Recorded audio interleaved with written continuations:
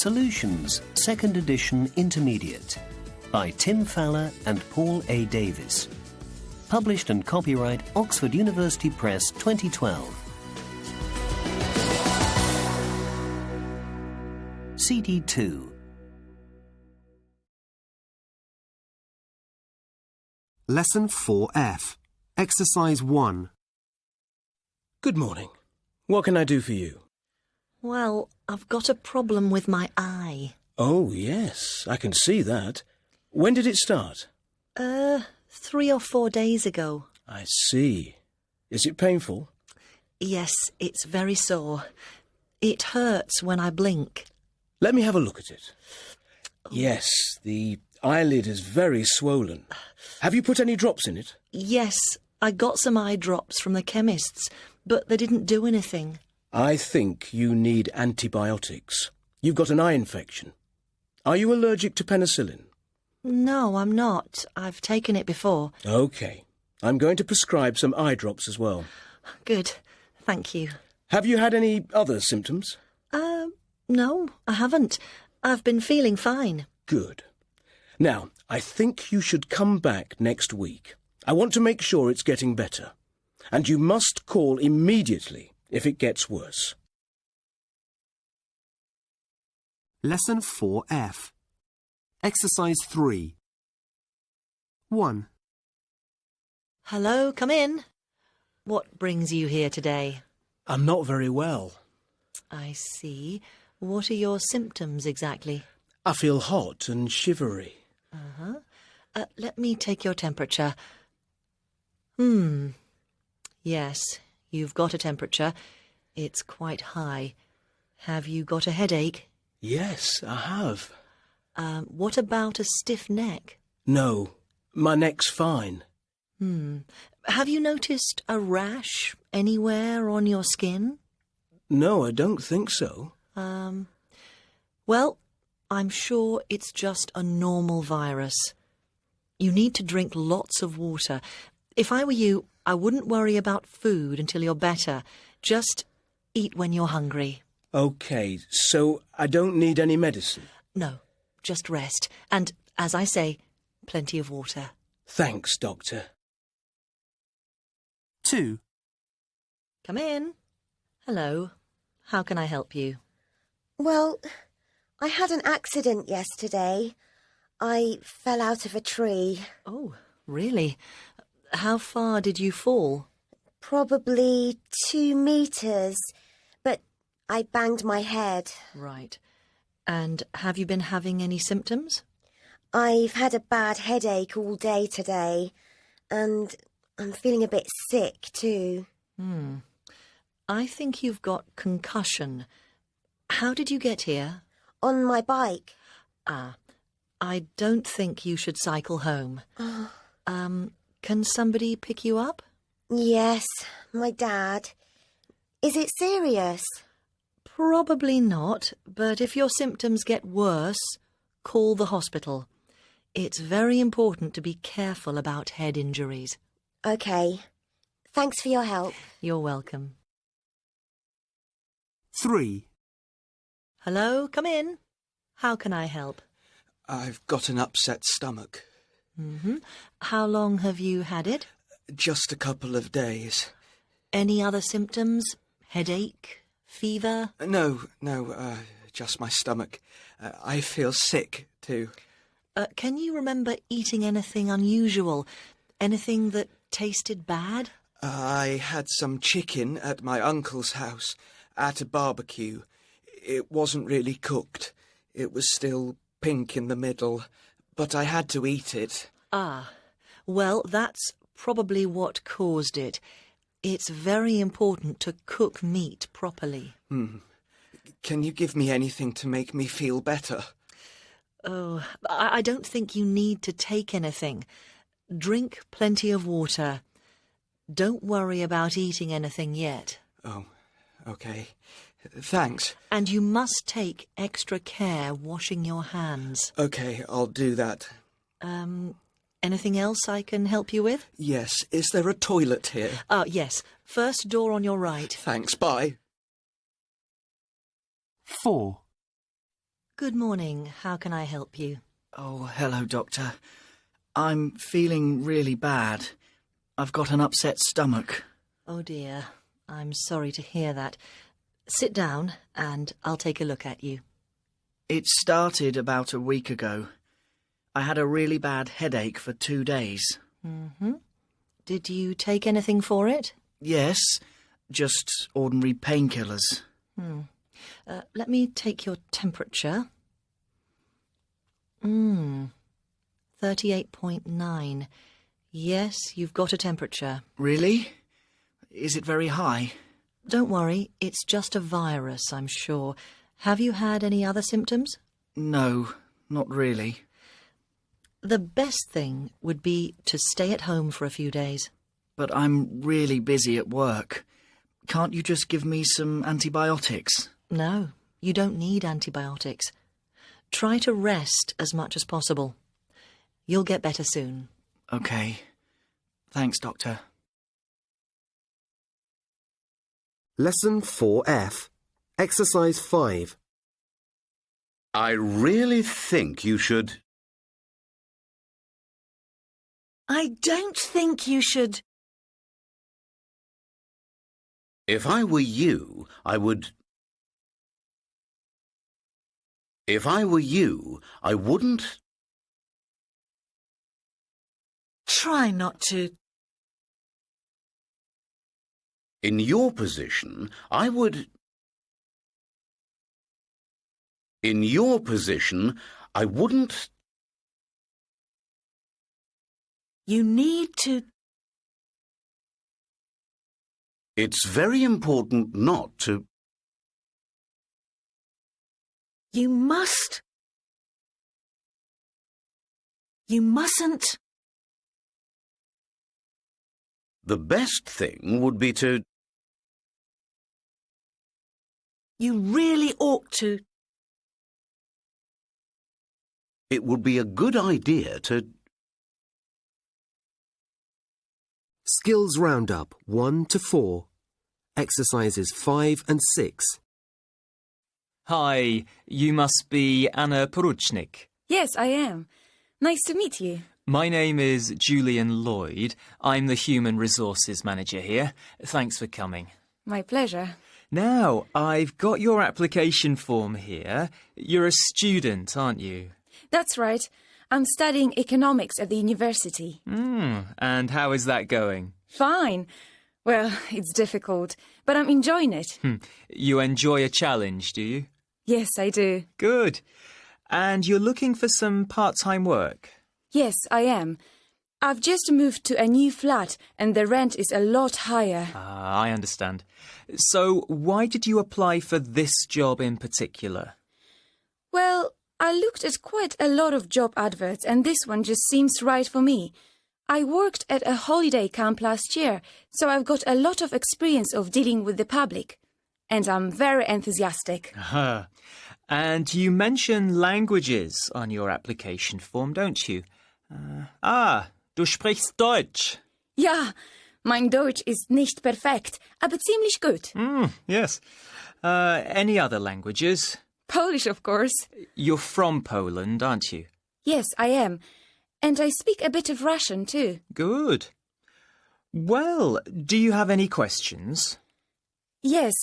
What exactly are the hours? The advert just says morning or afternoon. Oh, well, the morning hours are 9 o'clock until midday. The afternoon hours are 4 till 7. So 3 hours. The advert says 2 hours. Does it? Oh, dear. That's a mistake. Yes, the shifts are 3 hours. Is that a problem for you? No, it's better. Oh, good. And which would you prefer, morning or afternoon? Afternoon is better for me. I have classes at the university in the mornings. Great. Well, I'm very happy with your application. When can you start? Next Monday? Sure. Great. I'll send you a confirmation letter in the post.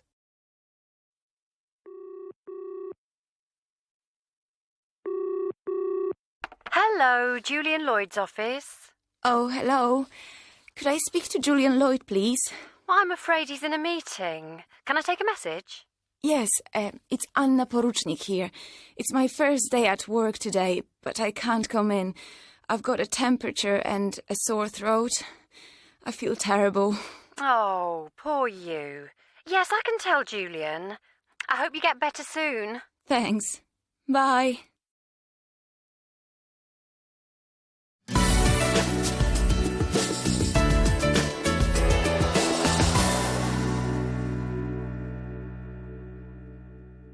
Unit 5, Lesson 5A, Exercise 2.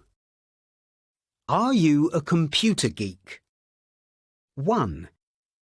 Have you ever A. Downloaded and listened to a podcast, B. Uploaded photos to a social networking site, C. Located a Wi-Fi hotspot, D. Installed an app on your phone, E. Joined a file-sharing network, F. Published a blog, G. Subscribed to a YouTube channel, H. Used a webcam to video chat, I. Used autocomplete to fill in forms on web pages. 2. Explain these sentences in your own words. A. Please contact the webmaster if any of the links on this page are broken. B. Your username and password are case sensitive. C. Click on the red button to bookmark this web page. 3. Can you name 3 different A.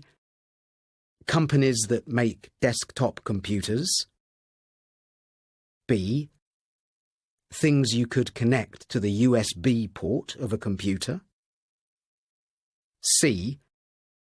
Means of data storage, D. Internet browsers. Lesson 5A, Exercises 4 and 5. Hi, can I help you? Yes, I'm interested in this laptop. Yes, nice, isn't it? It comes in 4 different colours, red, blue, pink... I wonder if you could tell me about the technical specifications. How fast is the processor? Very fast. It's, let me see, 1.66 gigahertz. Oh, that isn't particularly fast, actually. Well, it isn't slow. And what about the memory? It comes with 512 megabytes of RAM included. Is it possible to increase that? Yes, you can buy extra memory for it. And what about the hard drive? It's 320 gigabytes. I see. One of the best features is the display. It's a 17-inch LED display. Not LCD? No, LED. It gives a brighter, sharper picture. I'll start it up so you can see. And what other features does it have? There's a DVD writer. 22 times? No, 16 times. But that's fast enough for everyday use. And what's the sound like? Do I need to buy external speakers for it? Well, the built-in speakers are quite good, actually. There are 2 3-watt speakers. The sound's excellent. And how much is it? £495. I see. Can I try it for a moment? Sure, go ahead. Thanks. What are you doing? I'm searching online. What for? The same laptop, at a cheaper price. Lesson 5C, Exercise 3. 1. Alarm clock. 2. Can opener. 3. Tape measure. 4. Toothbrush. 5. Lipstick. 6, Baseball. 7, Light switch. 8, Newsreel. Lesson 5C, exercises 5 and 6. Good afternoon. I'm standing in a park in New York City in the USA, Flushing Meadows Park to be precise. And about 15 metres below my feet, below the ground, is a time capsule. That's a metal container with various interesting things inside. This time capsule was buried in 1939, and to talk about it, I'm joined by Harvard Professor of Linguistics, Henry Wolfson. Good afternoon. Hi, thanks for joining us. Now, first of all, who buried this time capsule all those years ago in 1939? Well, it was a group of engineers from a big company here in New York called the Westinghouse Electric and Manufacturing Company. So why did they bury it? And why did they do it then? Well, they buried it in 1939 because that year, in New York, there was a World Fair, an international celebration of human achievement and technology. In fact, there was another World Fair in New York in 1964, and they buried a second time capsule that year too, in the same place. So, we're standing above 2 time capsules. That's right. Well, anyway, the point of a time capsule is that you bury certain things that give a picture of what the world is like, and what life is like for the people who live in it. The idea is, when people in the future dig up the time capsule and look inside, they'll learn a lot about the world of the people who buried it. When will that be? When will the capsule be opened? Not until the year 6939. That's 5,000 years exactly after it was buried. Both the time capsules, the 1939 capsule and the 1964 capsule, will be opened that year. I see. Now, this first time capsule, what did it contain? Lots of things. Firstly, they put 35 small items inside the capsule, everyday items, to give an idea of life in the 20th century. For example, they included a pen, an alarm clock, a watch, a doll, a baseball, and even a packet of cigarettes. Secondly, they included lots of different materials, glass, rubber, plastic, metal, and so on, to show which materials humans had discovered or invented by 1939. Right. So this isn't a small capsule then. It's quite big. The capsule is 229 centimeters long, and it's long and thin, like a giant pen. Oh, okay. So what else is inside? Well, there's lots of cultural information. Books, magazines, news bulletins, messages from famous people, like Albert Einstein and so on. They're all on special film, with instructions on how to view them. Yes. I suppose in 5,000 years' time, technology will be very different. They might not know what film is. They probably won't. And in fact, they probably won't understand the books and magazines anyway, because the English language, if it still exists, will be very different. Different in what way? In every way. Vocabulary, pronunciation, grammar. Languages change, even in the space of a few hundred years. 5,000 years is a very long time. So the time capsule contains a complete guide to the grammar, vocabulary, and pronunciation of 20th century English. I see. But do you know what occurs to me? What happens if everybody just forgets about the capsule? That's an excellent question. And the people who buried the time capsule thought of that. So they wrote a special book about the time capsule called The Book of Record, and sent it to museums and libraries all around the world. In the year 6939, somebody, somewhere, will find a copy of the book, probably a digital copy, and learn about the time capsule in Flushing Meadows Park. Interesting. Thank you, Professor. Lesson 5E, Exercise 2, 50 Years On. Sir David King, Scientific Advisor to the British Government. If we don't reduce carbon emissions, the Earth will become warmer, polar ice will melt, and the oceans will rise. Cities like London and New York will disappear under the water.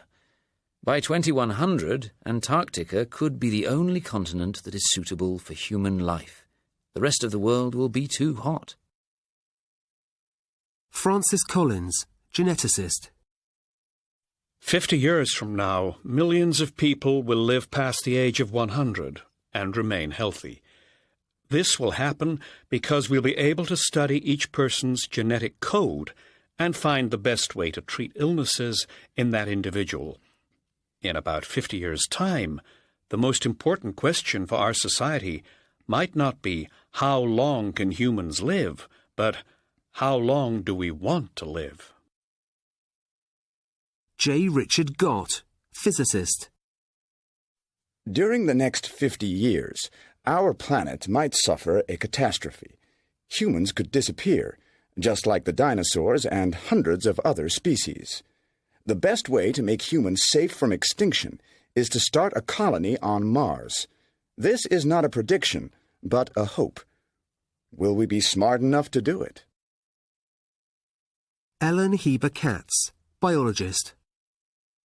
I believe that soon we will be able to repair the human body in the same way that we can replace damaged parts of a car or a washing machine. 5 years from now, we will be able to grow new fingers, and a few years after that, new arms and legs.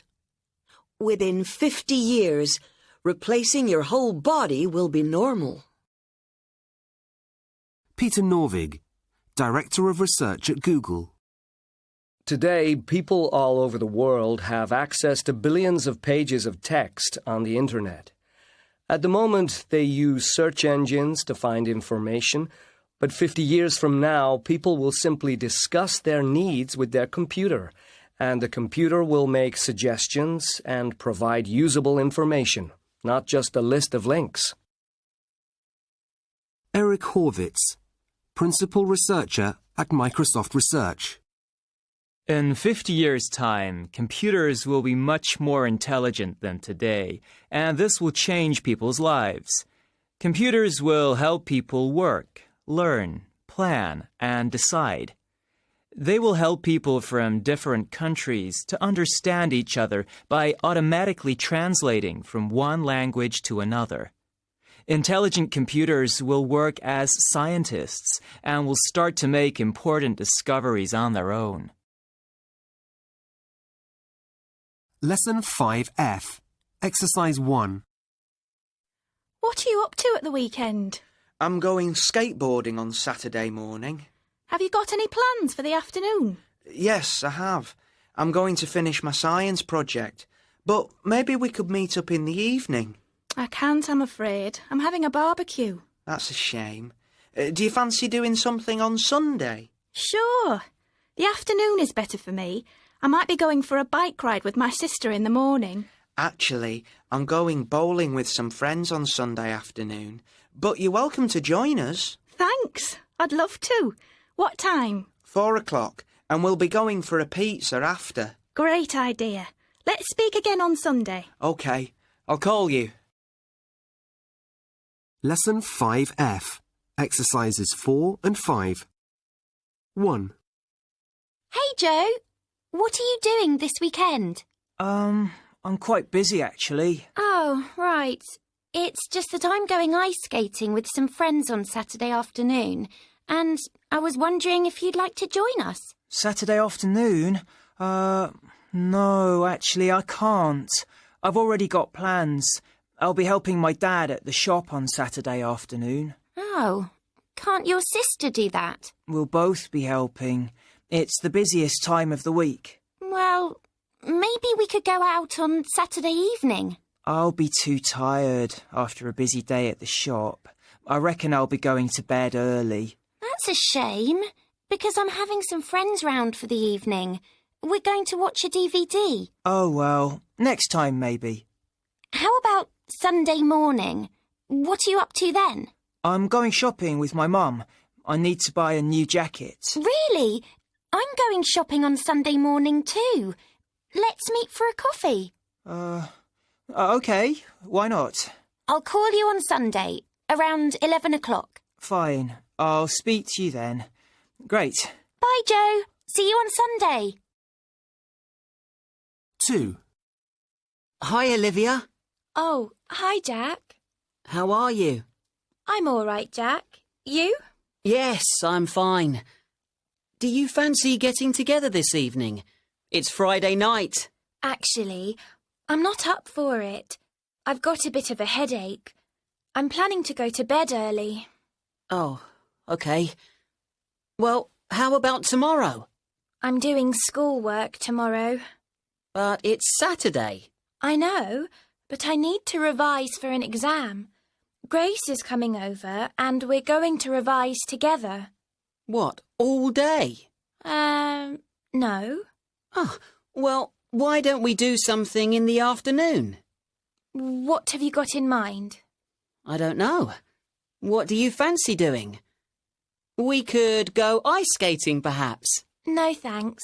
I'm not very keen on ice skating. What about going swimming at the Lido? You know, the one next to the golf course. Oh, yes. I love it there. But it's too far away. We'd have to go by bus and then walk. We could go by car. You can't drive, Jack. No, but my older brother George can. He can come with us and give us a lift. Oh, that's a good idea. OK, what time? I'm not sure. I'll ask George about it. Then I'll call you. Great. Speak to you soon, then. Get ready for your exam 3. Listening. Exercise 9. Speaker 1. For the low price of $194,000, you can be the proud owner of the very latest invention, a flying car.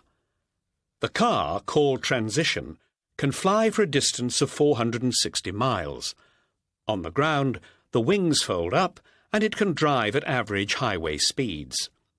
The producers already have orders for 70 of these futuristic-looking cars. Speaker 2. An incredibly realistic robot is being built at the University of Hertfordshire. The robot is supposed to look like a child and will even have artificial skin. It is designed to be used in therapy for children with social problems. Playing with the robot, they will learn how to interact better with their classmates. Speaker 3. A new form of driverless car will be launched by Toyota. The car has a special detector on the roof that works like an eye. These cars use an artificial intelligence computer that copies the decisions made by a human driver.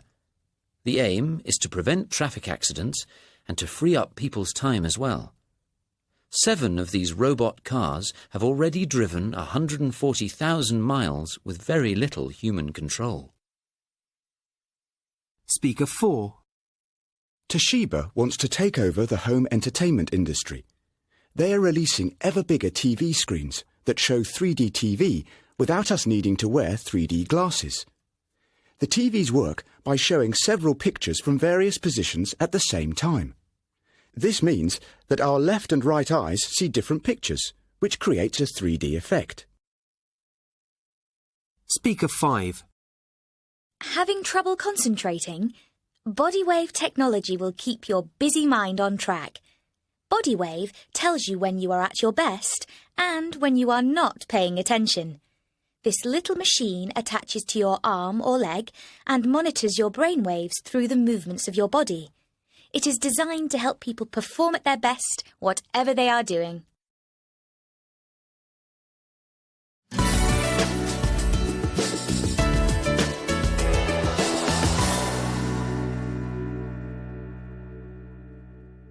Unit 6, Lesson 6A, Exercise 2. The armchair is made of wood and leather. The ashtray is made of china. The bookcase is made of wood and glass. The coffee table is made of wood. The curtain rail is made of wood. The fireplace is made of marble. The floorboards are made of wood. The footstool is made of wood and fabric. The lampshade is made of fabric. The oil painting is made of wood. The rocking chair is made of wood. The sideboard is made of wood. The table lamp is made of china and fabric. The wall light is made of glass. The wallpaper is made of paper. The windowsill is made of wood. Lesson 6A, Exercises 6 and 7. So, Wilson, what do you believe happened here? It's simple, isn't it? A thief climbed in through the window and stole the painting. Maybe. Or maybe that's just what somebody wants us to think. What do you mean, Inspector? Well, let's look at the evidence. Starting at the window. Now, look outside. What can you see? A flower bed with some roses. Exactly. A flower bed. And the ground. Is it dry or wet? Well, it must be quite wet. We've had a lot of rain recently. But there are no footprints in the flower bed. How could the thief walk across the flower bed to the window without leaving footprints? You're right. Good point. Now, the ashtray is on the floor. How did it get there? The thief knocked it off the windowsill when he climbed through the window. Really? Can you see any mud on the windowsill? No. So, how is it possible that the thief climbed in through the window without leaving footprints in the flower bed or mud on the windowsill? I suppose... It isn't possible, Wilson. What we're dealing with here is a setup. Somebody has arranged the room to look as if a burglary has taken place. Look at the coffee table. What do you notice? It's got a footstool on top. Why has it got a footstool on top? Because the thief wanted to climb up. There was no thief, Wilson. But look how carefully the footstool was put on top of the coffee table. There isn't a scratch. A thief wouldn't be so careful. No, I see what you mean. Who would be so careful, Wilson? Think about it. It's... I suppose... The owner of the table. He wouldn't want to damage it, would he? No, he wouldn't want to... So, the owner of the table, the owner of Riverford Manor, has arranged everything in this room to look like a burglary. But the burglary didn't happen. So where's the oil painting? That's what we need to find out. And I think we should ask its owner. Lesson 6C, Exercises 3 and 4. He walked towards the house and saw a room with a light on. He looked quickly through the window and saw that it was the servants' room. Then he moved round the building and climbed to the upstairs room that his orders had described. It was not difficult to reach, and the window was unlocked, as promised. He stepped inside and waited. After a moment, he heard someone coming and moved quickly and silently across to the door. He hid behind it. It opened slowly. Someone put on the light. The man who came in was about 35 years old. He had fair hair, and the right arm of his coat was empty. Mr. Elliston, Leinster said from behind him. Jacob Elliston turned quickly. He looked at Leinster for a moment, then said, "So you're the person they sent?" "I'm who they sent," agreed Leinster. Elliston closed the door. "We have to be quick," he said. "You have guessed that this is my wife's bedroom. She's downstairs with her brother, but he'll leave to catch his train in a minute or two, and she'll come up to bed." Leinster looked at his watch, but said nothing. "Please understand," Elliston went on, "that you will get no money if you don't succeed in killing the lady," Leinster finished for him with a smile. "Yes, I understand, Mr. Elliston. It's cash on delivery. You have the cash ready, I hope." Elliston took a gun from his pocket. "Don't try that," he said. "The money is safe in my bedroom. If you want it, you'll have to finish the job." "Of course," said Leinster, smiling. "You must use both hands," said Elliston. Leinster looked at the empty arm of the other man's coat. "Yes, that's sensible," he said. "They always look for clues like that." "And you must pretend there was a burglary," said Elliston. "Take that jewellery box. There's nothing valuable in it, but you could not know that because it's locked." Still holding his gun, Elliston moved towards the door. "I'm going to my bedroom, where I shall turn my radio on loud." He opened the door a little. "That's my wife's brother leaving now. She's tired and will come up almost at once. I'll return with the money in 20 minutes.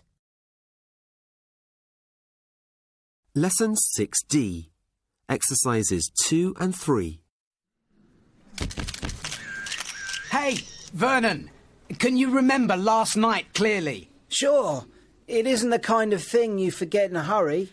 Where did you see the spacecraft? Near the beach. I was walking home from the pub. The pub? I know what you're thinking, but I only had one drink. How many aliens were there? Well, I can't be sure how many were inside the spacecraft, but I saw two. Two came out. Vernon, do you feel different after your encounter? Yes, I think I do, actually. I feel kind of calmer. I think I learnt something from these aliens, even though we didn't actually speak. Will the aliens try to make contact again? I hope so. I really hope so. But I'm not sure. Maybe they were just passing. Are the police investigating your story? The police? No, they aren't investigating. They say it isn't a police matter. Lesson 6E. Exercise 2. Caspar Hauser. On the 26th of May, 1828, the people of Nuremberg in Germany found a teenage boy who was wandering alone through the streets. When they came across him, he had no possessions except for 2 old letters. Because of his behaviour and appearance, they took him to the police station. Caspar spent the next 2 months in prison, where he hardly spoke and refused all food except for bread and water. Some people assumed that Caspar had grown up alone in the forest like a wild animal, but gradually a different picture emerged. Caspar said he had spent his whole childhood in a small dark cell. He had never seen the world outside or left his cell. He had never met or spoken to another human being. The cell was empty apart from a small bed and one toy, a wooden horse. He claimed that he had found bread and water in his cell every morning. According to Caspar's account, a mysterious man had begun to call on him shortly before his release. The man never showed his face. Caspar became well known throughout Germany and in other countries too, and people found his story fascinating. Some suggested that Caspar was the son of a rich and powerful man, a prince perhaps, who wanted to keep his identity secret. A schoolteacher called Friedrich Daumer met Caspar and agreed to look after him. Daumer taught him various subjects and encouraged Caspar's talent for drawing. One day in 1829, Caspar was found with a knife wound to his head. He claimed that a man with a hood over his face had attacked him, the same man who had brought him to Nuremberg. It wasn't a serious injury, and Caspar got over it.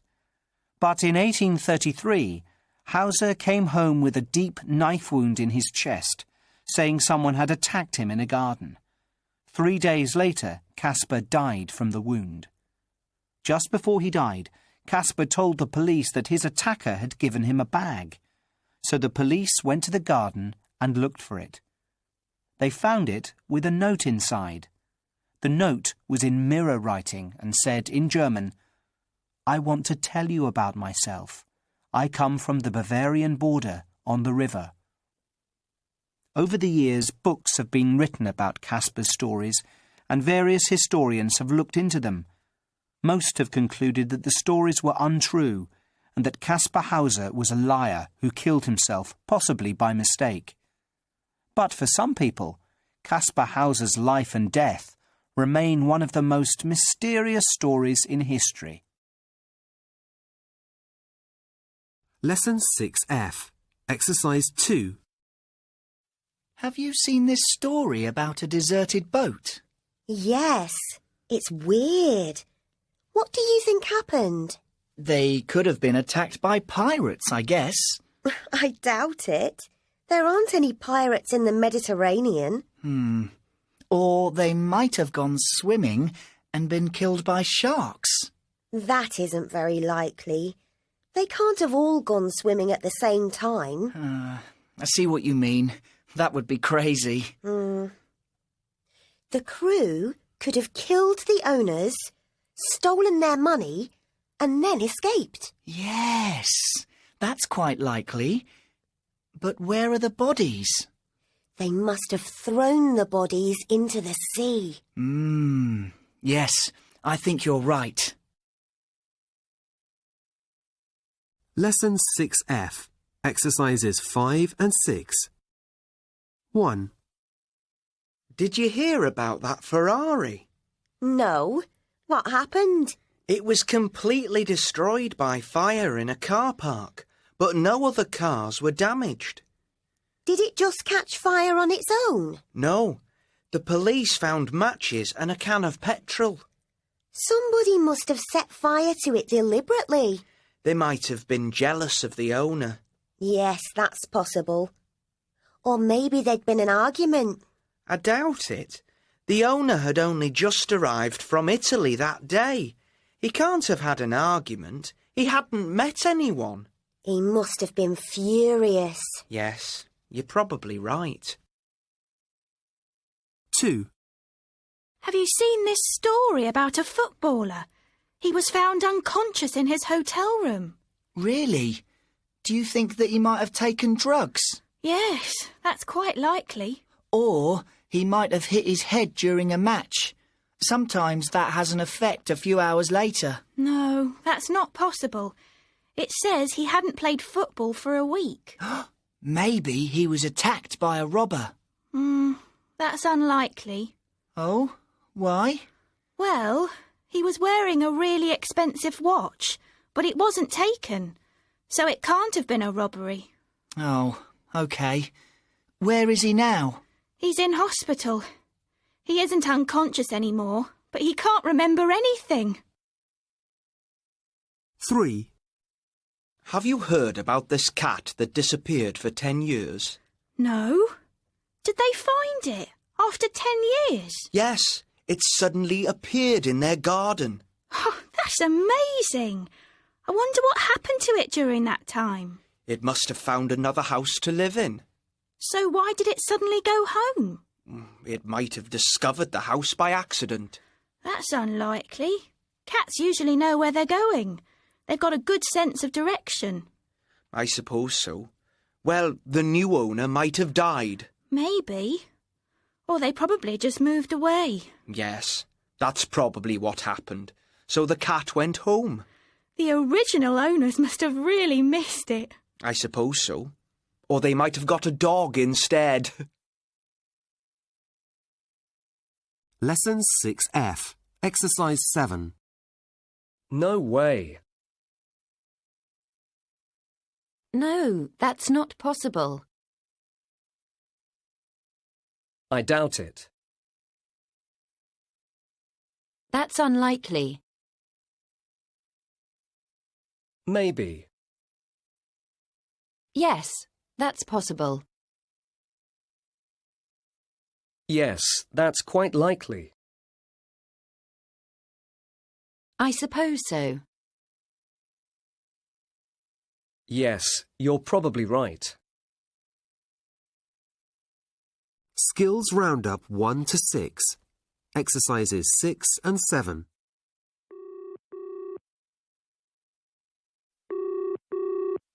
Hello. Hi, Mike. It's Anna. Hey, Anna. Good to hear from you. It's been weeks. I know. I've been really busy. I told you about my new job. Yes, at the museum. How's it going? Fine. But I've got no free time. I work there 3 hours a day, and the rest of the time I'm studying. How's the course going? Oh, okay. But I'm tired every morning. I fell asleep in class yesterday. Did your tutor notice? I'm not sure. My friend told me I was snoring, but I think she was joking. And what are you up to this weekend? Well, that's why I'm phoning. There's a new exhibition at the museum where I work. It's called Into the Future. Sounds interesting. Yes. It opens on Monday, but they're having a special party on Sunday afternoon, just for invited guests, journalists, employees, you know. Great. Sounds fun. And we can bring a guest. So, would you like to go? Me? Yes, I'd love to. What time does it start? 4 o'clock. Let's meet outside the museum at 4 so we can go in together. Okay, perfect. I'm looking forward to it. And how's your new flat? I love it. I'm getting on really well with Zara, my flatmate. And the room is really big. And there is a... It's Sunday afternoon. Anna and Mike are at the museum. So what do you think of it? Have you been here before? To this museum? No, I haven't. It's really nice. Oh, look. There's my boss, Julian. I'd better go over and say hello. Okay. Hi, Anna. How are you? Are you better now? Yes, I'm fine, thanks. Julian, this is my friend, Mike. Sorry? Who? He's a friend of mine. He's called... Mike? Where is he? He was here a moment ago. Maybe he's gone to look at one of the exhibits. Yes, maybe. Okay. Well, I'll see you around. Have a good time. I will. Thanks. But where's Mike? Mike! There you are. I was looking for you. Oh, hi, Anna. I was just having a coffee with a colleague of mine. I turned around and you were gone. Daisy, this is Anna. Oh, hi, Daisy. Nice to meet you. Nice to meet you. Are you enjoying the party? Yes, I am. And it's a great exhibition. I'm glad you like it. Oh, do you work here? I thought you were a friend of Mike's. Yes, well, both. I'm a friend of Mike's and I work here. Only part-time, though. I'm also a student at the university. Anna and I worked together last year at a holiday camp. Really? That sounds fun. You aren't from the UK, are you? No, I'm from Poland. Has Mike told you about me? No, I just noticed your accent. Oh, I see. Anyway, Mike, do you want to look around a bit more? Sure, let's go. See you later, Daisy. Hey, Anna, wait for me. Anna, are you okay? What's wrong? Why did you disappear like that? It was so embarrassing. I started to introduce you to Julian, and when I turned around, you were gone. Well, I thought you were busy. And then I saw Daisy in the coffee bar, and Anna? Where are you going? Wait!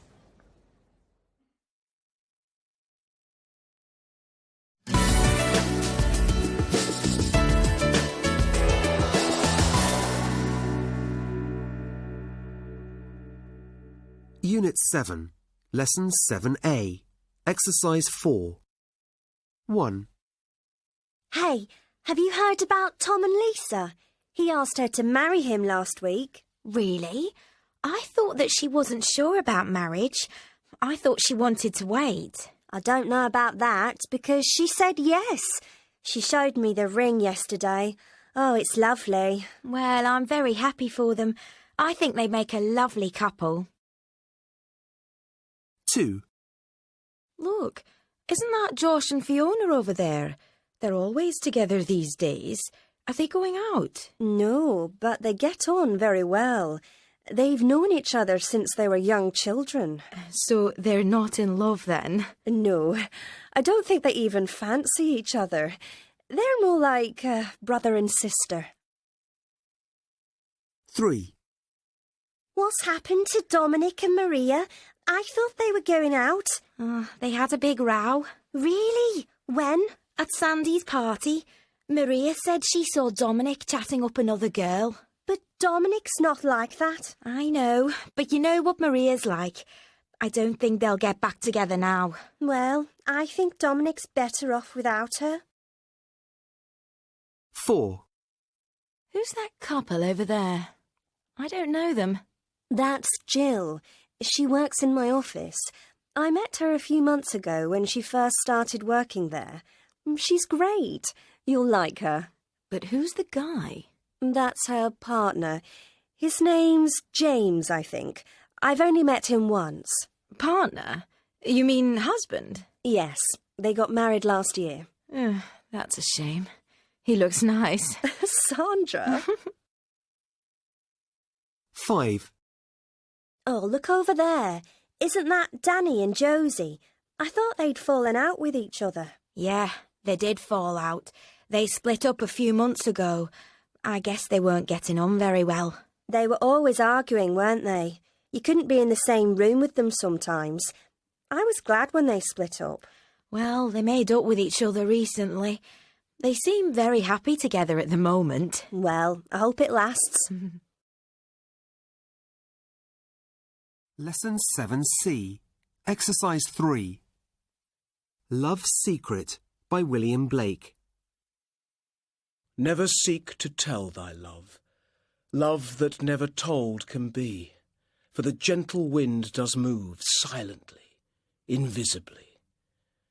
I told my love, I told my love, I told her all my heart, trembling, cold, in ghastly fears. Ah, she did depart.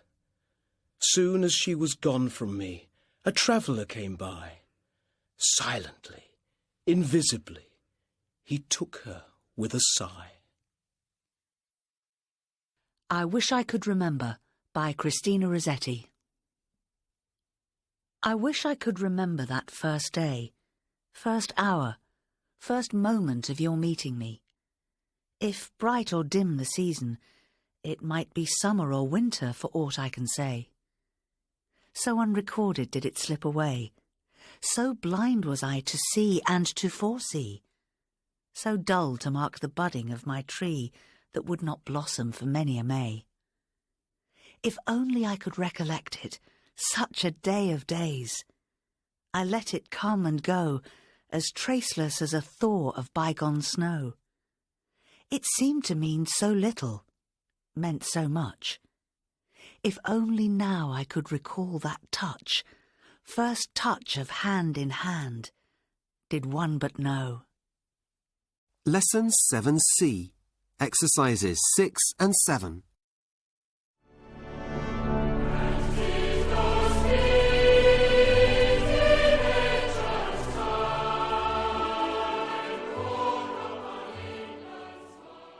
That was Jerusalem, England's most popular patriotic song. The words were written in 1808 by William Blake, one of England's most famous poets and painters. Blake was born in London in 1757, the son of a clothes maker. He did not go to school, but was educated at home by his mother. At the age of 12, he started to study drawing and engraving, cutting pictures into metal and then printing them. At the age of 21, he became a professional engraver, but he had also started to write poetry some time earlier. In 1782, Blake met Catherine Boucher, who was 5 years younger than him. They fell in love, and Blake asked her to marry him. Catherine couldn't read or write, and she signed her marriage contract with an X.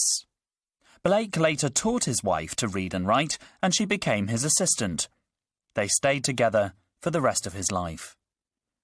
In 1800, the couple moved from London to a small village on the south coast of England, but moved back to London 3 years later, where they lived until he died.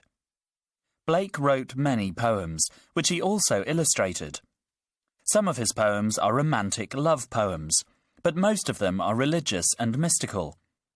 He claimed that he had visions throughout his life and said that he spoke every day with his dead brother. Blake died at the age of 70. Few people read his poems during his lifetime, but about 30 years after his death, he was rediscovered, and ever since his work has had a huge influence on poets, writers, and artists.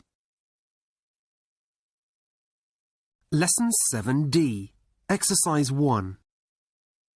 I wish you'd throw those old jeans out. They're so scruffy. I like them. If I had more money, I'd buy some new ones, but I don't. If you didn't buy so many computer games, you would have more money. If only I could leave school and get a job. Don't be silly. Anyway, I'd rather you didn't wear those jeans this evening. We're going to a very nice restaurant. I'd rather stay in and watch TV. No, it's your dad's birthday. We're all going out together. Lesson 7E, Exercise 3. Can science help you to find love? In our busy, stress-filled modern times, how do people meet their life partner?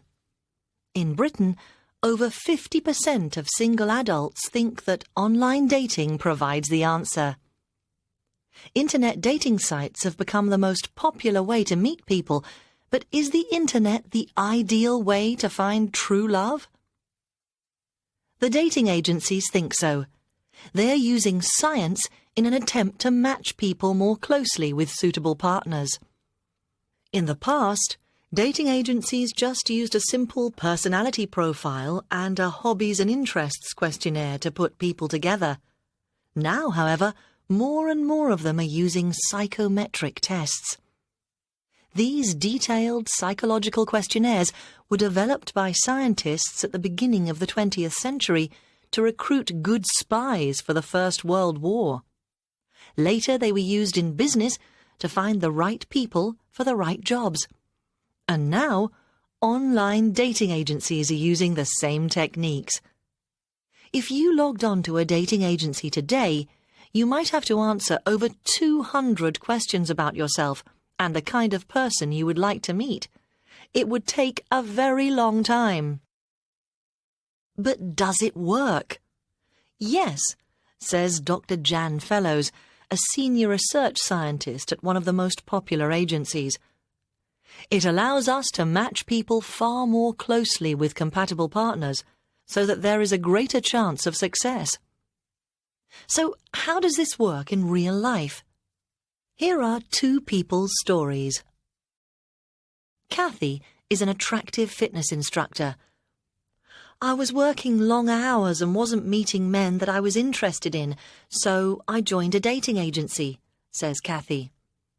I was matched with several men, and one of them was David.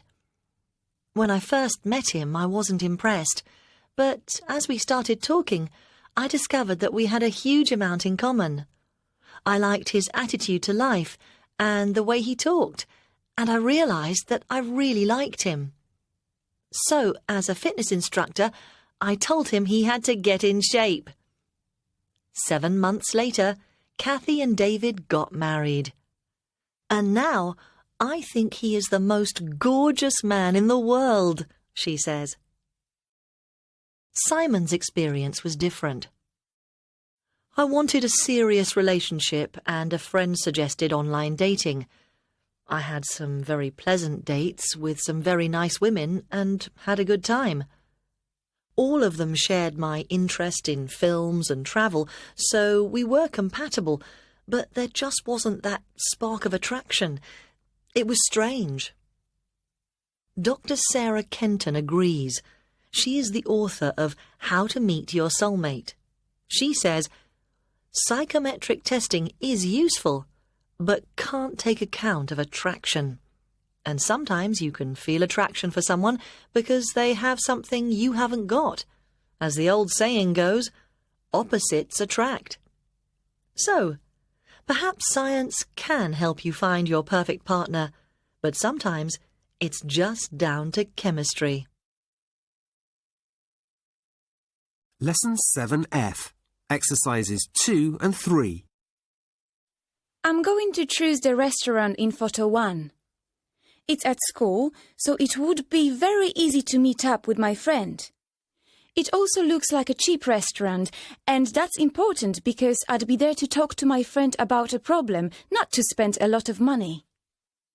The problem with the restaurant in photo 3 is that it's too crowded. It looks trendy and informal, which is good, but it might also be quite expensive. I wouldn't opt for the restaurant in photo 2 because it looks too formal. It might be quieter than the other restaurants, but it certainly wouldn't be cheap.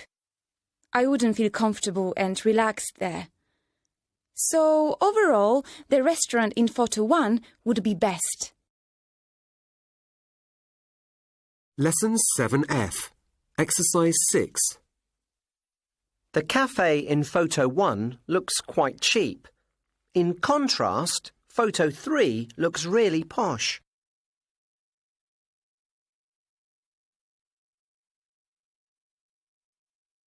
The restaurant in photo 1 is informal, whereas the one in photo 2 is formal.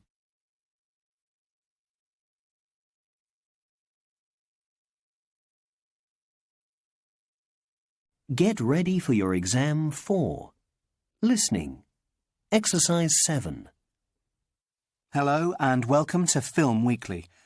In the run-up to the Film Awards this year, we're taking a look at the early lives of some of the award nominees.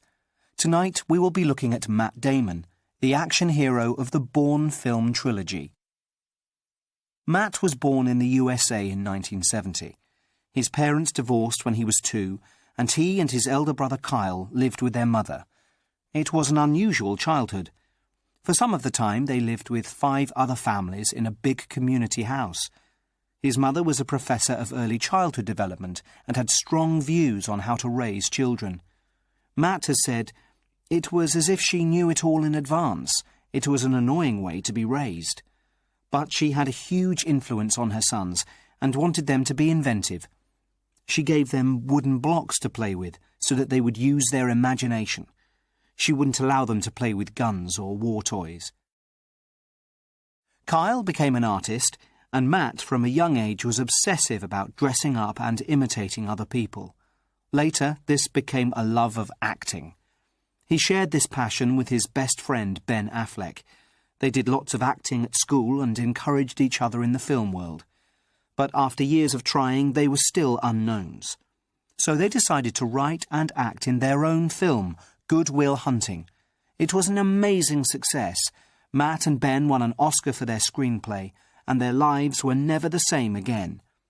Matt's mother, however, was unimpressed by his fame. When he had finally achieved the success he craved, Matt realised that it was never going to make him happy. So, in between films, he has become a tireless worker for charity.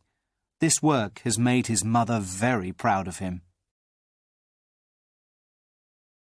End of cd2.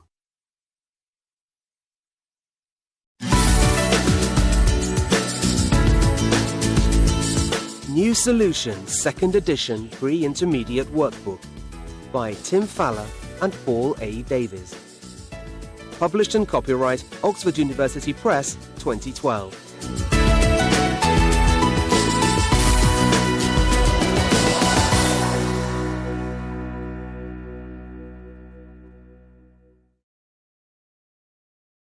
Listening 2.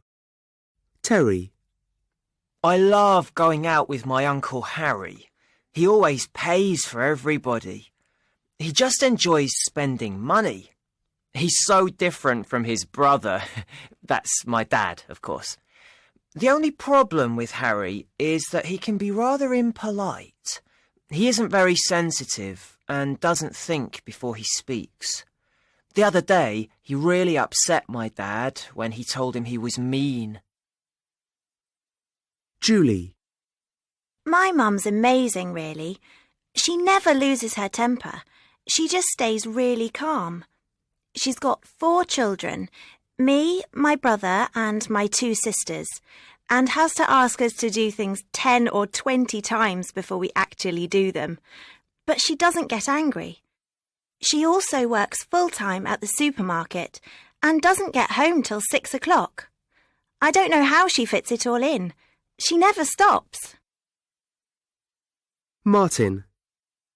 My sister and I have completely different personalities. I like meeting new people and am happy to chat to people I don't know, at parties, for example.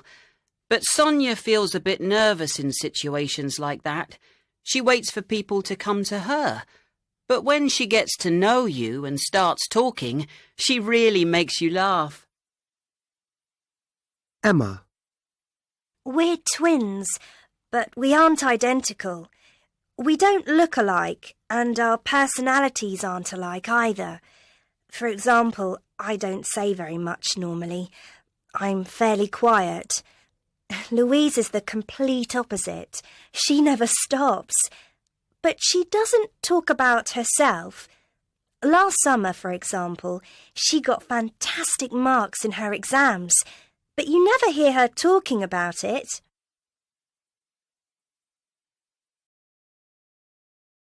Listening 3. Daniel. I'm having an amazing time here in the Brazilian rainforest.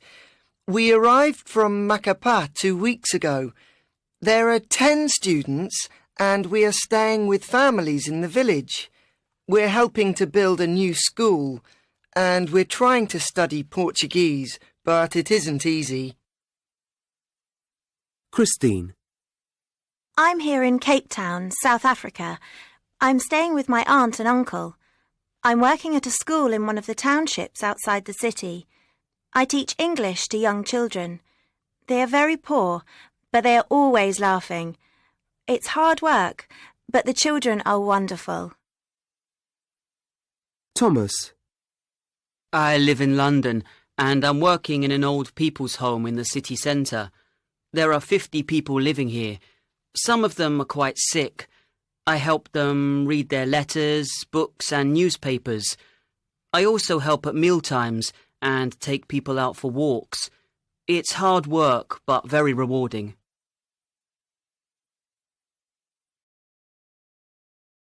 Listening 4. 1. I'd rather listen to music. 2. Do you fancy eating out? 3. I love surfing the net. 4.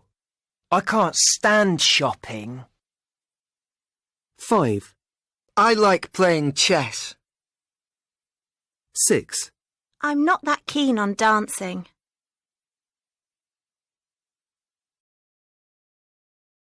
Listening 5. 1. What do you like doing after school? 2. What do you like doing at weekends? 3. What kind of music are you into? 4. Do you fancy going to the cinema this evening?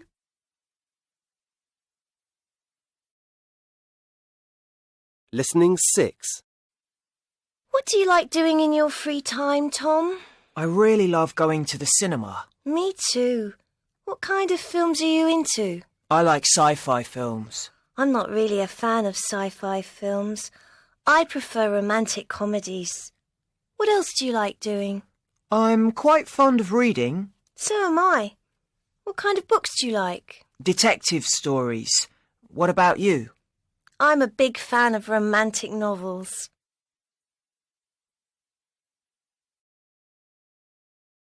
Listening 7. It all started in 1980 in a pub in Wales. Two men were having an argument about an unusual topic. One of them was saying that humans were faster than horses over a long distance in a cross-country race. The other man was insisting that horses were much faster than humans. Who was right? They couldn't agree.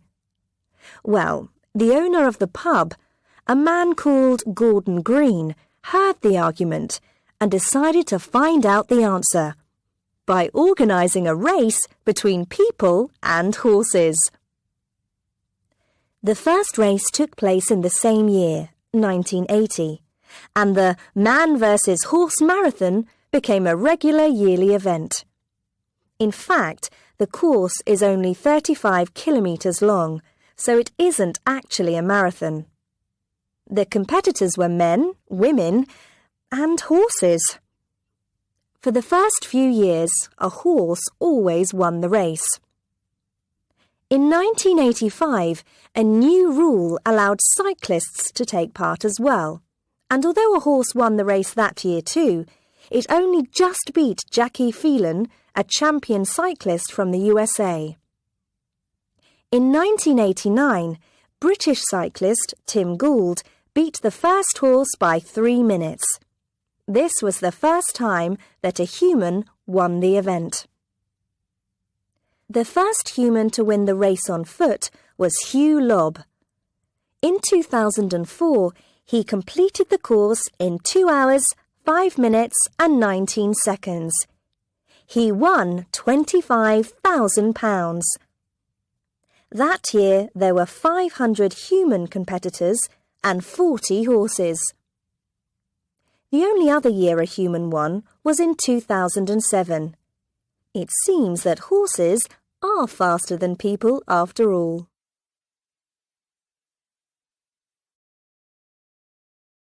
Listening 8. I went to the cinema. I went away for the weekend. I cooked dinner. I saw a show. I went bowling.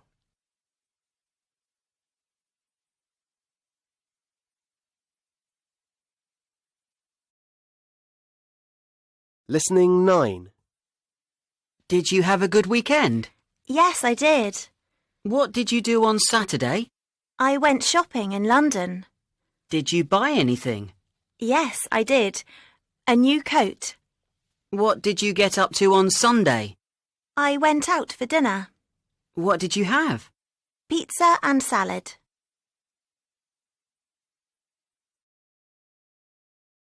Listening 10.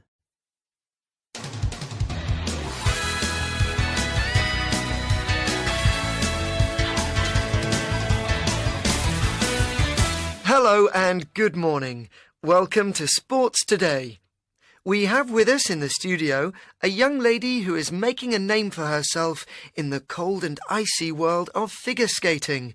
Her name is Brittany Spence. Hello, Brittany, and welcome.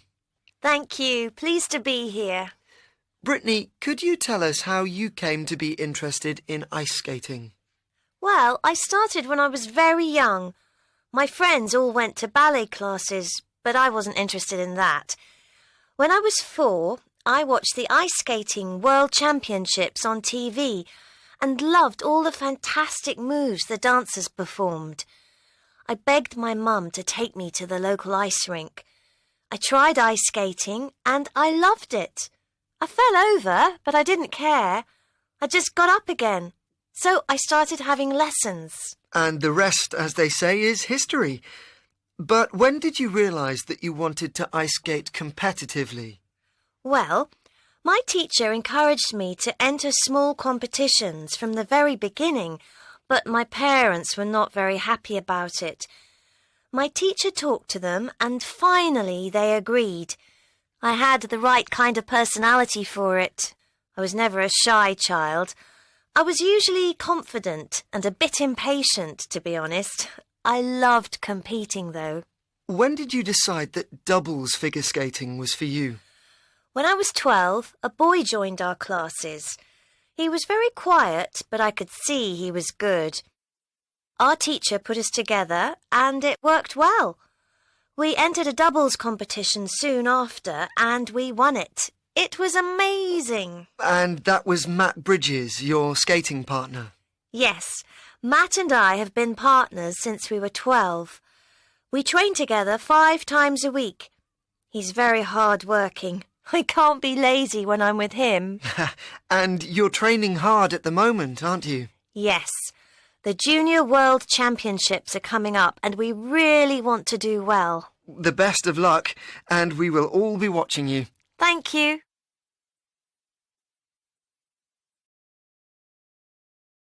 Listening 11. Route number 1. At the roundabout, go straight on. Go past that rubbish bin, and at the end of the road, turn left. Then turn left again. It's opposite the billboard. Route number 2. Go straight on at the roundabout, go past the post box, and at the end of the road, turn right. Go across the pedestrian crossing, then follow the footpath, and you're there. Route number 3. Go left at the roundabout, then take the first right, go past the bus stop. At the traffic lights, go straight on.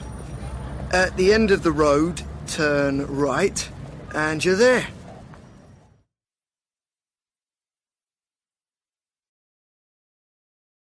Listening 12. 1. Don't drop that packet on the floor. Put it in the rubbish bin. 2. She lost control of the car and it hit a telegraph pole. 3. In Wales, the road signs are in English and Welsh. 4. I was videoing the party when I fell into the swimming pool. 5. While I was walking through the shopping centre, I met my head teacher. 6. My dad is brilliant at table tennis.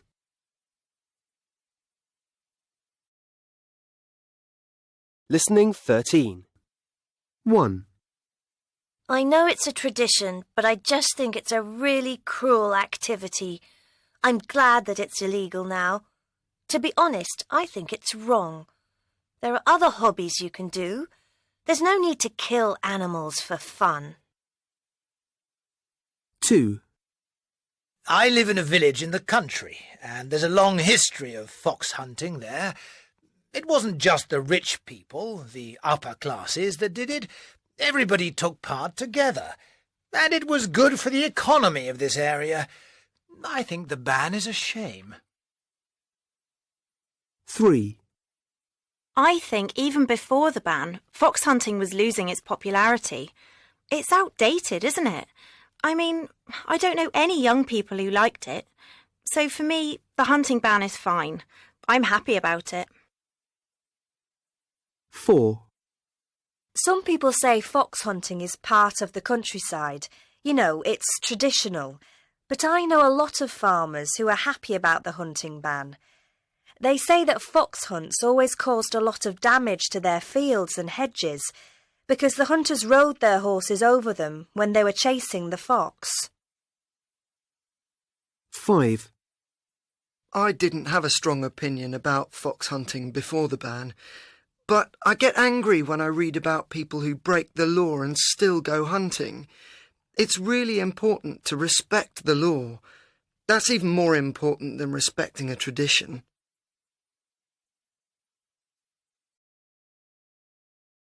Listening 14. 1. There's a man in the foreground holding a mobile phone. 2. There's a church behind the man. 3. The man is wearing a watch on his right wrist. 4. In the background, there's a woman wearing a striped top. 5. The man on the right is wearing a tie. 6. The man on the right is wearing a shirt with short sleeves. Listening 15. Hi, Ben. Are you going to watch the Oscars tonight? I want to know who wins Best Actor this year. Who do you think should win? Well, Jenny, I don't really know. I find it all a bit boring. Really? I'm surprised. You love films. You go to the cinema all the time. I do love films, but I don't love the Oscars. They are all about big American blockbusters. I like them, but I also like European films. Well, of course the Oscars is American. It's an American show. But I love it. I love the dresses, the glamour, the tears. It's fun. I'm not really into the awards. I prefer the Golden Globe Awards. I prefer the foreign journalists' choices of film. Oh, OK. But come and watch the Oscars with me anyway. Maybe your favourite film will win. Fine, let's watch it then.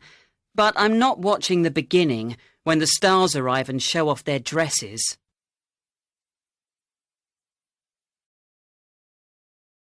Listening 16. 1. Can I help you? 2.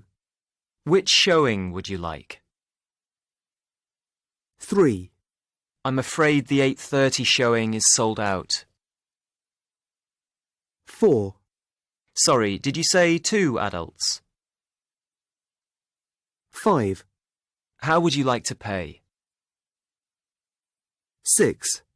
Can I have your credit card number, please?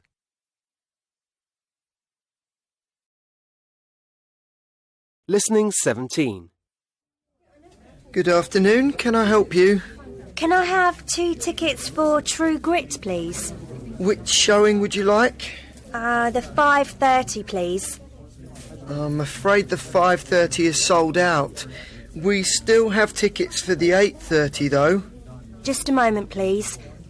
Dan, the 5:30 showing of True Grit is sold out. Should we go to the 8:30 or choose another film? Let's go to 127 Hours instead. OK. Have you got tickets for the 6 o'clock showing of 127 Hours? Yes, we have tickets for that. Adults or children? Pardon? Adult tickets or children's? Are you under 14? No, we aren't. OK, that's 2 adults then. £19 in total. OK, here you are. £20, thank you. And £1 change. Enjoy the film. Thank you.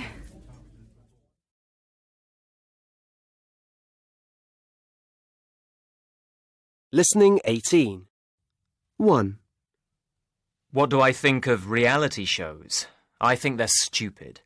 There are so many of them on TV, and I can't tell one from another. And the people who go on these shows are all the same, too. They're loud and rude and annoying. Who's interested in them? 2. I don't watch reality shows on TV in general, but there are a couple of programmes that I wouldn't want to miss. There's one where ordinary people get the chance to do something that they've only dreamed of. That's a wonderful idea. I want to go on that programme. I'd like to go to Antarctica. 3.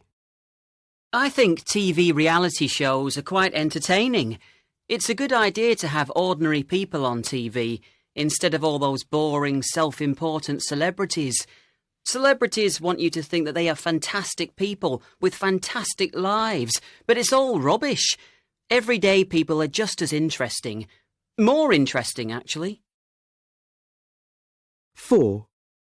Reality shows were new and fresh a while ago. I think the idea was a good one. It can be interesting to watch people who are just the same as you doing things on TV. It makes you think, I could do that. But now there are so many TV reality shows. They're getting quite boring. 5. I applied to go on the Big Brother TV reality show 2 years ago. I went for 2 interviews and spoke to a psychologist. Then I was invited for lunch with a lot of other people. But I didn't get chosen for the show. And actually, I'm glad about that now.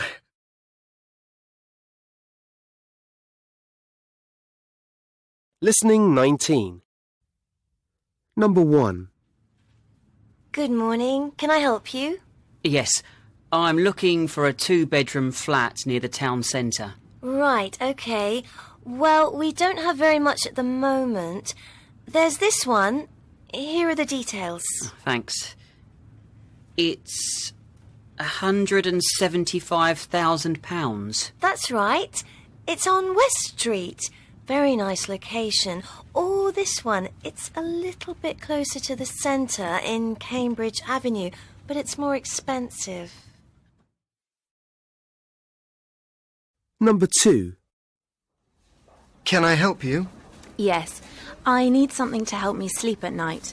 Some pills, maybe? Well, we've got some herbal pills. Are they strong? Not really.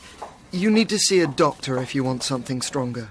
It's just that my husband snores. I can't get to sleep. It's very noisy. Well, I can sell you something to stop your husband snoring. Great idea. Number 3. Excuse me? Yeah? Do you work here? Yeah. I need to buy some paint.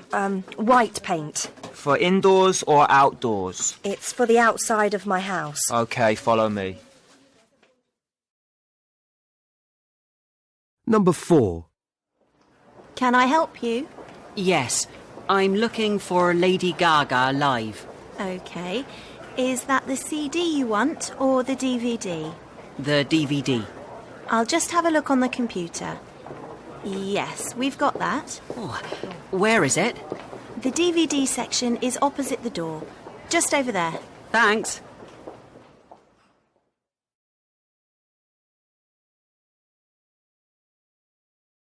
Listening 20. 1. 85p. 2. £15. 3.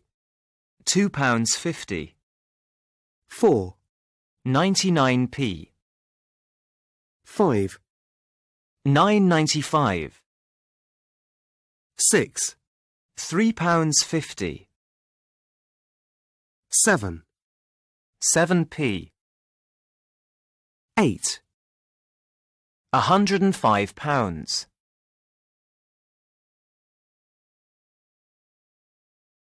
Listening 21. 1. My new phone only cost me £75 online, so I saved £50. 2. Does the jewellers in town sell gold watches?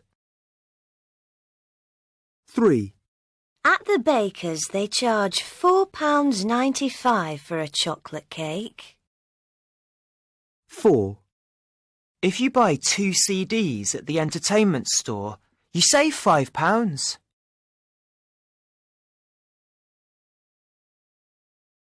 Listening 22.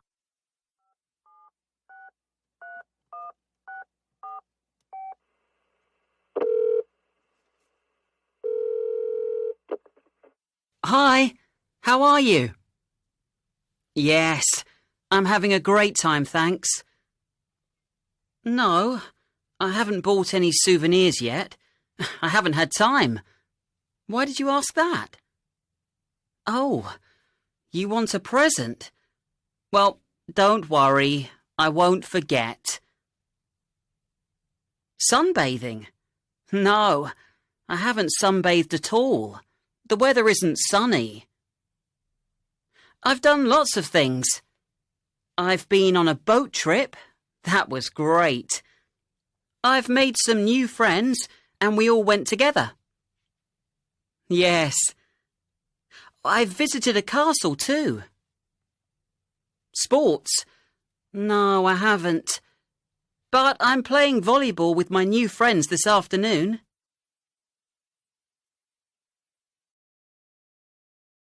Listening 23. Can I help you, sir? Yes, I bought this ham sandwich here this morning. When I opened it at lunchtime, it smelled funny. Oh, I see.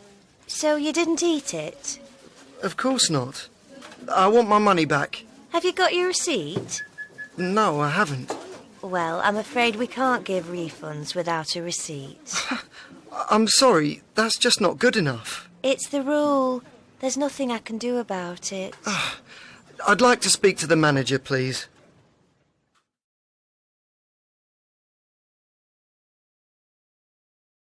Listening 24. Good morning, shoppers. Welcome to Blue Water Shopping Centre. We hope you have a pleasant shopping experience with us. Our opening times have been extended for this bank holiday weekend. We will now be open on Friday and Saturday from 9 a.m. to 11 p.m. and on Sunday from 10 a.m. to 6 p.m. During this holiday weekend, we have several special events for you all. We are all going to the circus. There will be a fun fair in the centre with fabulous clowns and jugglers for all the children. And don't forget to look up on Saturday afternoon, as there will also be flying acrobats in the building. There will also be some wonderful bargains in all our shops over the weekend. If you collect the special vouchers throughout the centre, you can use them for special discounts in many of our stores. And we aren't forgetting the young shoppers amongst you. On each of the 3 days, there will be a children's treasure hunt in the centre. The children can follow clues and get special prizes. So, we will have something for everyone, adults and children alike, plus some great holiday bargains. So, come to the Blue Water Shopping Centre this bank holiday weekend. Come and have a good time with us.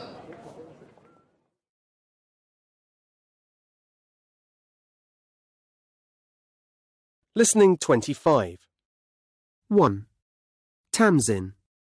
My favourite device was always my MP3 player. I took it everywhere with me so that I could listen to music.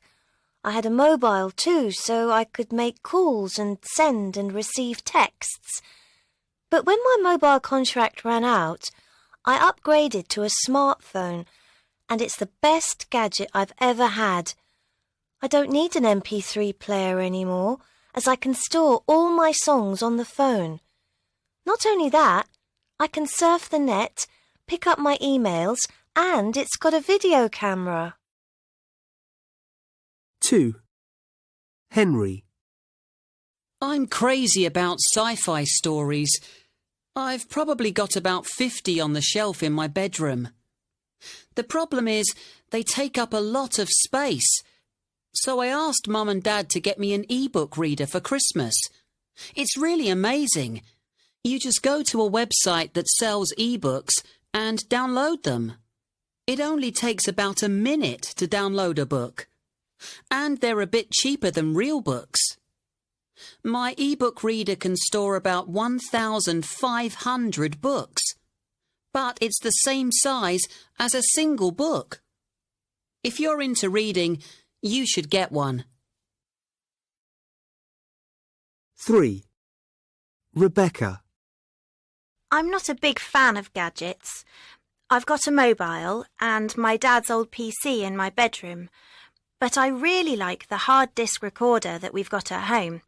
You can watch one programme while you're recording another, and it's got a huge memory so you can record loads of programmes. The other great thing is that you can pause a TV programme if you have to answer the phone or something. And you can also rewind a programme and watch a bit of it again, It's really cool.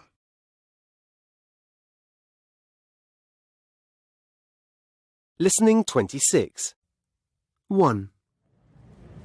I use my phone all the time. I sometimes text, but I actually prefer to phone. In fact, some of my calls are really long. I've got a wireless headset and I walk down the street talking to my friends. I know it looks silly, but I don't care. I like chatting. Fortunately, my phone contract gives me unlimited calls at the moment, or it would cost a fortune. Oh, excuse me.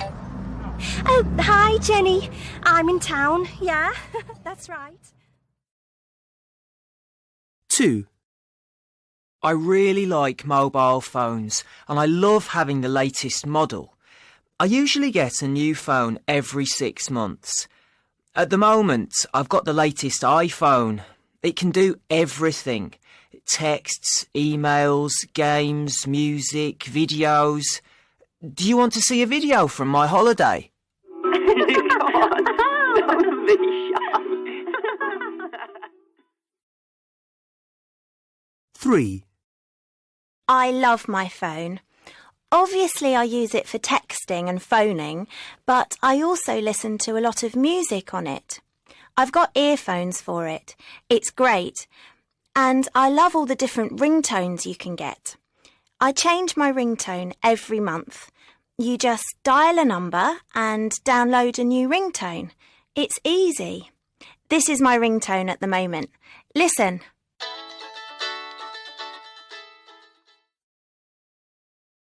Four. My friends and I have all got mobiles, and we spend a lot of time texting each other. It's much cheaper than making voice calls. It costs about 10p to send a text message. It's also quicker. I'm quite fast. Look. Wait a minute. There you are. Zoe's just answered.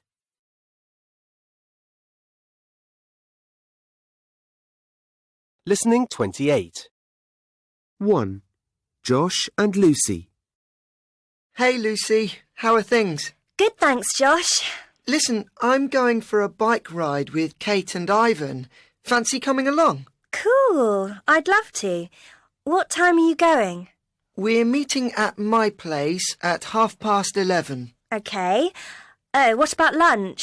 Shall I bring some food and drink? Just bring something to drink. My mum's making sandwiches for us. Cool. What time are you planning to come back? About 5 o'clock. Great. See you soon. Yeah, glad you can make it. See you soon. 2. Amanda and Ryan. Hi, Ryan. How are you? I'm fine, thanks, Amanda. And you? Yeah, I'm fine too. I'm going skateboarding in the park this afternoon. Why don't you come along? I'd love to, but I can't. I'm going to the cinema with my little brother. Shame. Another time, maybe. Yeah, that would be good.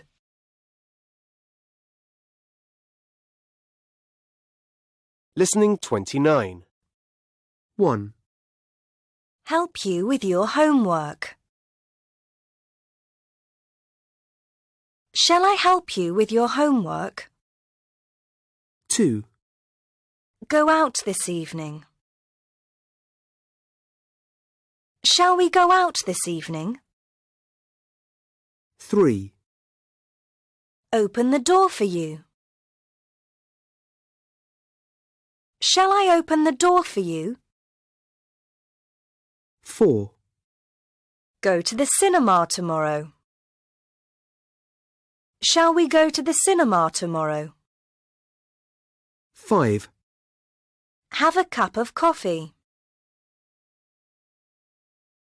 Shall we have a cup of coffee? 6. Bring some food to your party. Shall I bring some food to your party? 7. Play football in the garden. Shall we play football in the garden? 8. Help you with the washing up. Shall I help you with the washing up?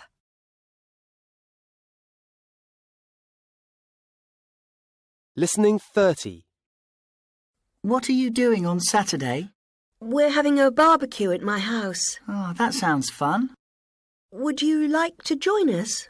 I'd love to, but I can't. Shame. Why not? I'm helping my dad with the gardening. Oh, dear. Sorry you can't make it.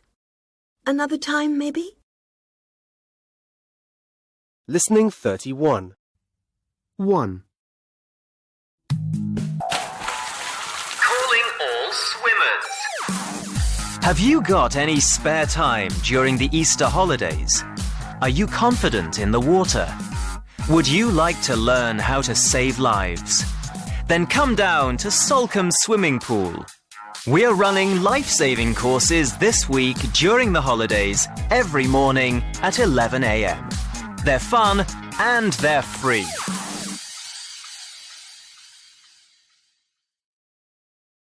Two. Parents, why not bring your young children to the Art Giraffe Cafe this holiday week? They can paint a cup or a plate, and you can have a cup of coffee and relax. Or why not try some painting yourself? We have parent and children sessions every morning. A painted plate or egg cup makes a wonderful Easter present.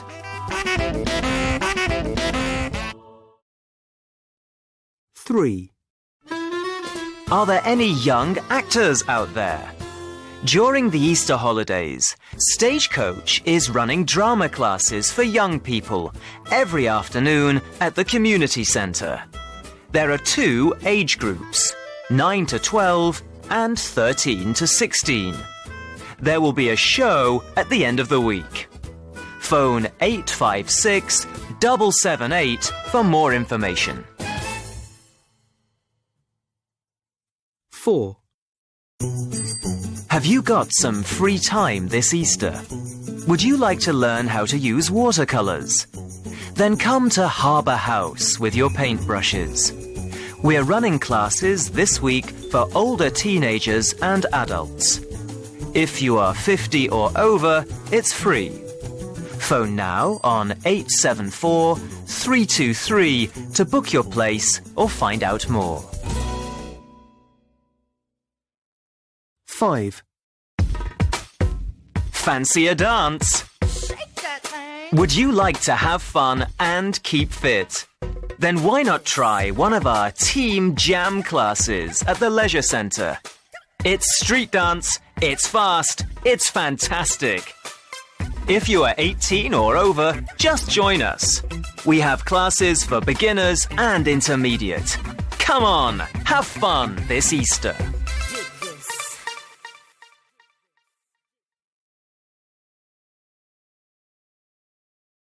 Listening 32.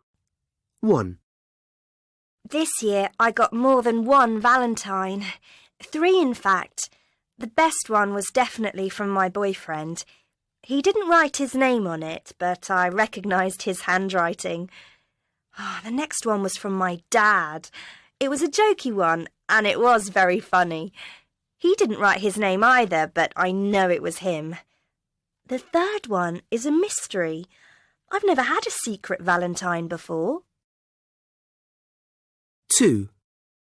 There's this girl I really like in my class. I'm quite shy when I speak to her, so she probably doesn't know that I like her. I'm not really into Valentine's Day and all that, but I sent her a card. In fact, it's the first Valentine's card I've sent. I didn't sign my name on the card, so she still doesn't know. I watched her in class yesterday. She showed my card to her friends. Then she looked at me and smiled. Did she guess the card was from me? I don't know. 3. I sent 2 Valentine's cards this year. One was to a boy that I know. I spent a long time making it. Then I wrote a poem in it. I didn't want to buy a card. I wanted it to be different because I really like him. I hope that he likes me too. He sometimes stops and talks to me. It's usually about homework or something. He didn't send me a valentine, though. The other one I sent was to my granddad. 4. There's this girl in the year below me who seems to like me a lot. The card I got might be from her. I think I know her handwriting. I feel terrible because I don't feel the same way about her. She's nice, but I only like her as a friend.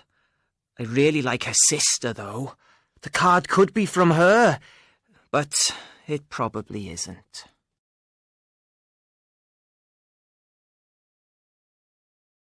Listening 33. 1. What do you recommend we see? You should go to the museum. It's very interesting. 2. Are there any festivals or carnivals on at the moment? No, not until March. 3. How much does it cost to get in?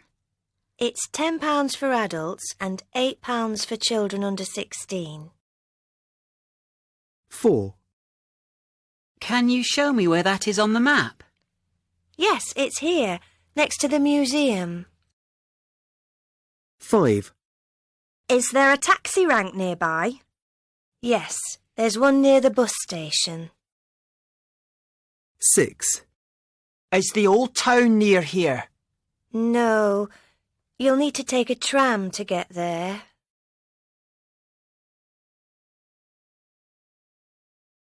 Listening 34. Good morning. Can I help you? Yes, I'm visiting the city for a few days and I'd like some information about places to visit. Certainly. I recommend you go and see the castle. It's very interesting. I'm not really into castles. Do you like art? There's an excellent art gallery in the main square. Yes, that sounds interesting. Is it far from here? I'll show you on the map. It's here. You can take a number 41 bus from opposite this information office. OK, thanks. What else do you recommend?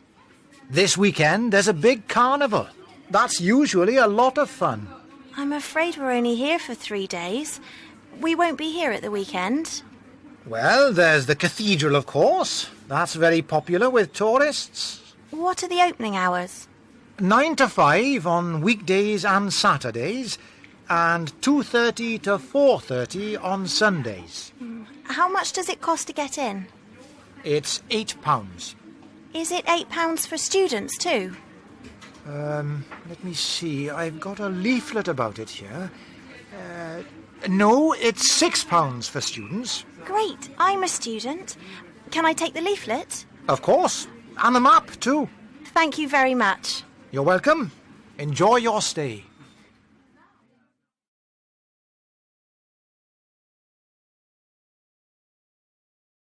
Listening 35. Hi, I'm Paula Houseman, and I'm here today to tell you something about my job as a wedding coordinator. Planning a wedding can be quite stressful anyway, but when you are doing it in a foreign country and mixing traditions, it can be even harder. So I help foreigners living in New York to bring their own traditions to American weddings. My first wedding was my best friend Petra from Slovakia. She was marrying Hans, a Norwegian guy, and they asked me to help with the plans. A lot of Petra's and Hans's family and friends came from Slovakia and Norway for the wedding. The beginning of the day was organized according to Slovak traditions. The bride thanked her parents for her upbringing, and then they left to go to the ceremony in a decorated horse-drawn carriage to the sound of folk music. The reception was really fun. In Norway, every time the bride leaves the room, all the women line up to kiss the groom, and then when the groom leaves, all the men kiss the bride.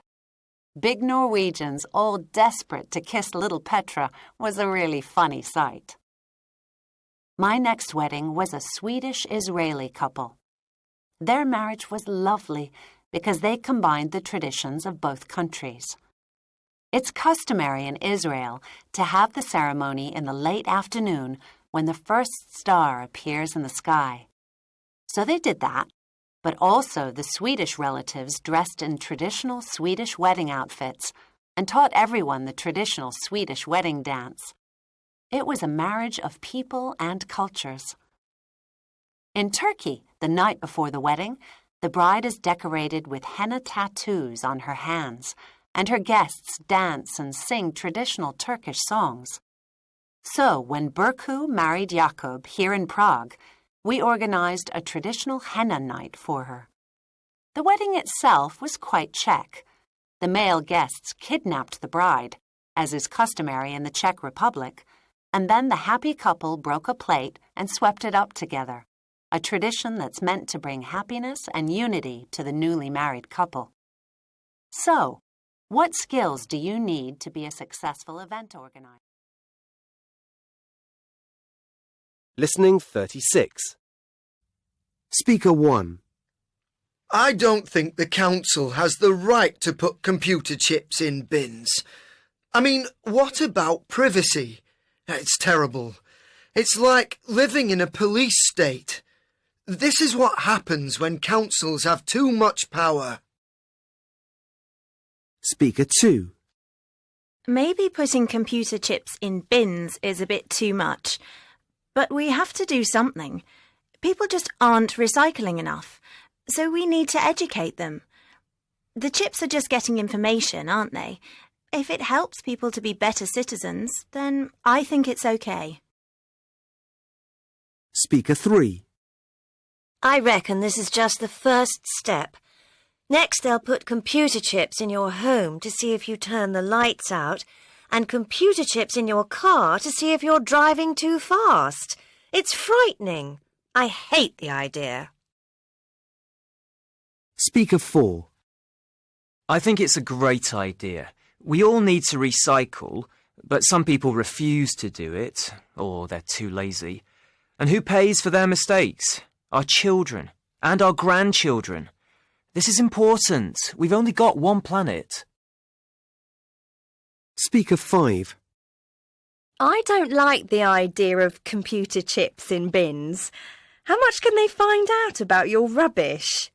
Can they see it? It's like somebody looking in your bin, isn't it?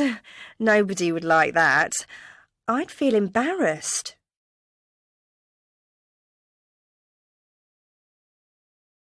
Listening 37. I'd much rather do a sponsored bike ride. The main reason for this is that I really enjoy cycling. There's also the fact that it's easier to ask friends and family for money rather than strangers. I wouldn't choose the first option because I wouldn't enjoy collecting money from strangers. What's more, I'd feel a bit embarrassed if I had to dress up. The second option would definitely be better.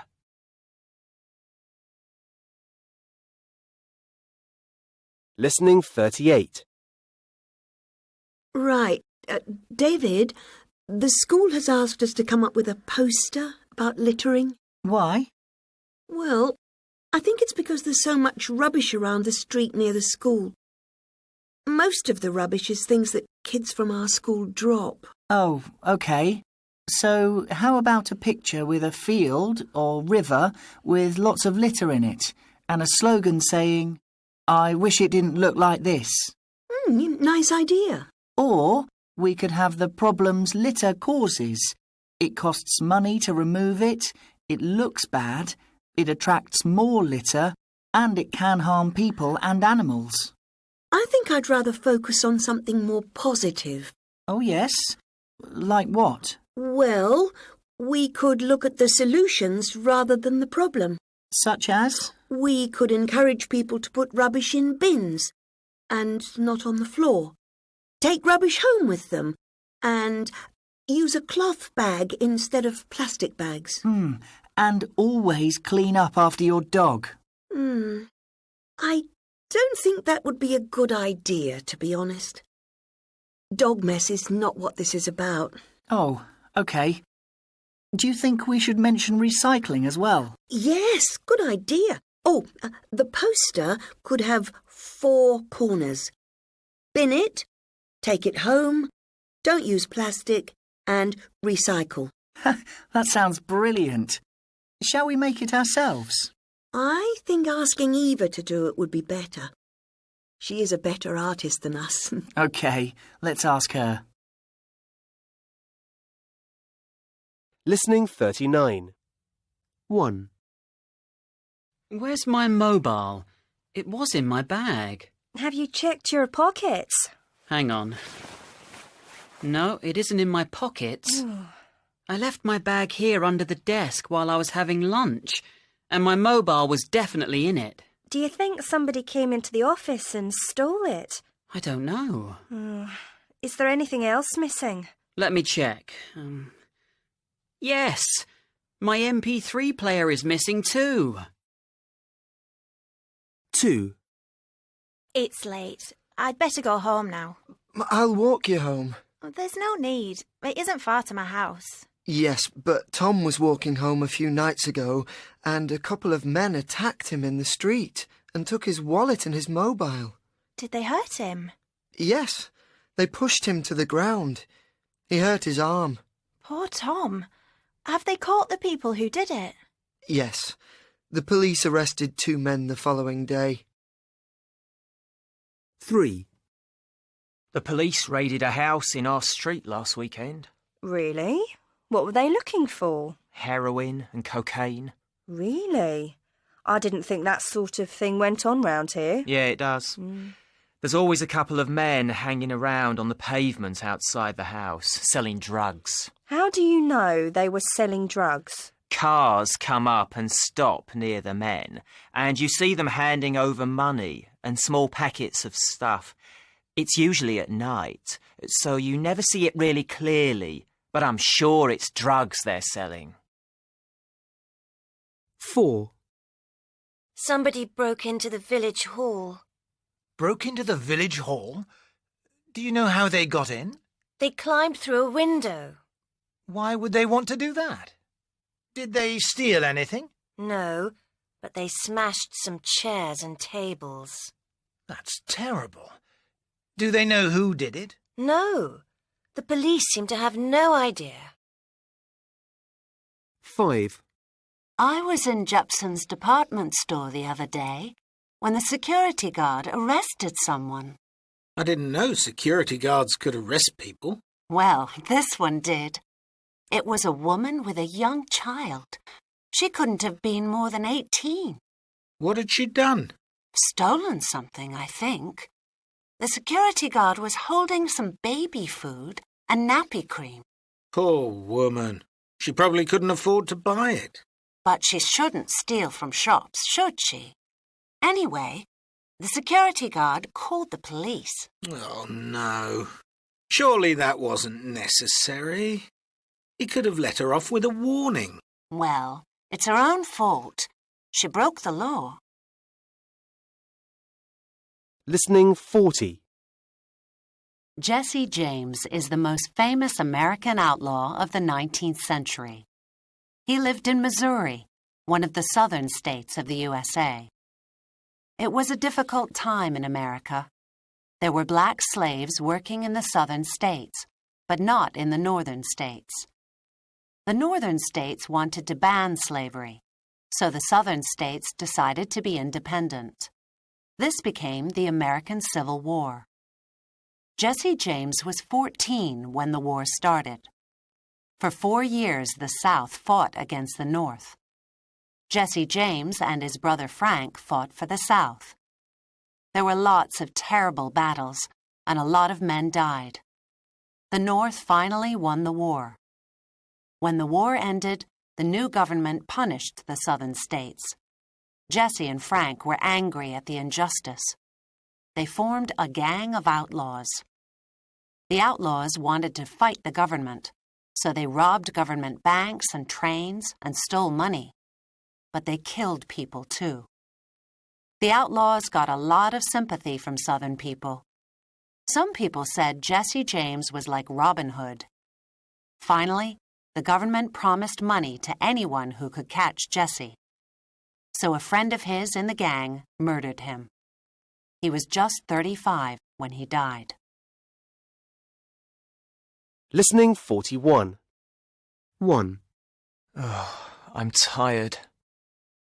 2, David is reading. 3, I can't sleep.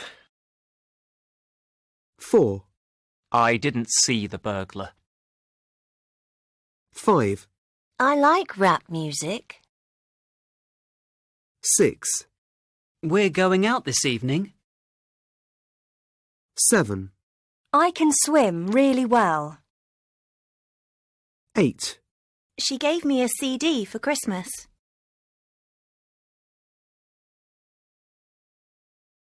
Listening 42. Good afternoon. Can I help you? Hello, I've lost my mobile. I think somebody stole it. Oh, yes? I was on my way home from school on my bike. My bag was on the back of the bike. When I got home, the bag wasn't there. I think it had dropped off on the way. So, you've lost your bag as well as your mobile? No, I've got the bag. Oh? Yes, I went back. Followed my route back to school. And I found the bag. Someone had thrown it into some bushes at the side of the road. But the mobile was missing. It was in the bag, you see. What was the make and model of the mobile? It was a Nokia X6. Expensive. Yes, very. It was a present from my parents. Is it insured? No, Could I ask you to describe it, please? it's white. About 10 centimetres long. It's got a big touch screen. Have you phoned your network? No, not yet. Well, you must do that as soon as possible. Now, did they take anything else from the bag? Yes, my bus pass. Luckily, my wallet was in my pocket, so they didn't get that. Do you think I'll get the mobile back? I'm afraid it's unlikely. Now, would you mind signing this form, please?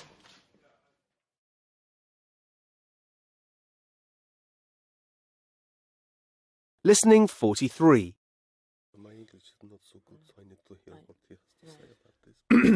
Good morning, everyone.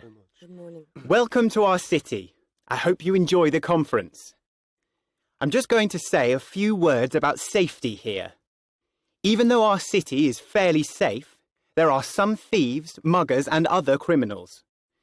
Thieves usually target tourists in crowded squares. There are also some busy tram routes which are not very safe, such as the 22. So make sure you keep your personal possessions safe at all times and have some common sense in busy areas. Also, if you plan to change money, do it in a bank. Criminals can trick travellers by offering a great exchange rate, only for the visitor to then find they have some faked money instead of euros. This kind of fraud can really ruin your trip. Be careful too when taking a taxi. Although this is not as big a problem as it used to be, some taxi drivers might still be a little dishonest. Don't get a taxi on the street, always book one. Make sure you use one of the taxi companies that we have listed in the conference folder. They speak English if you phone them. Make sure you get a receipt, and if you feel you've been overcharged, give the company a call. Now, how about you? I'm sure none of you want to break any laws, so here are a couple of things that visitors to our city often get into trouble for. In our country, jaywalking is illegal. That is, crossing the road without using a pedestrian crossing. So always look for zebra crossings when you need to. Also, if there is a red and green light at the crossing, wait until the green man shows. Walking when the red man is lit can cost you a fine of up to €30. It is also illegal to ride on the trams or metro without a valid ticket. The system works on a trust basis, so there are no barriers, but you still need to buy a ticket. Make sure you punch the ticket in the yellow machines on the tram or on the metro platform. You might get asked to show your ticket to an inspector at any time during the journey. If you haven't got a valid ticket, you will be fined €20. Finally, make sure you carry ID with you at all times. That is, an identification card or passport. If you get stopped by the police or by ticket inspectors, they will ask to see your identification. Thank you for your attention, and we hope you have a safe time here in our beautiful city. I will never come here again. I wish I hadn't come now. Listening 44. 1. It really does contain a huge amount of information on every subject that you can imagine. Now, many people think that because of the internet, we don't need this kind of book anymore. But in my opinion, it's a very different experience. With this book, you can pick it up, open it, and start reading or looking at the pictures. You don't have to know what you're looking for. And you can learn something amazing. 2. And I asked myself, have I learned anything new about Michael Jackson from this author? Because that's the whole point, isn't it? To learn new things about the person's life. And I decided that, no, I hadn't learnt anything new. And so, for me at least, reading this book was pointless. But perhaps... 3.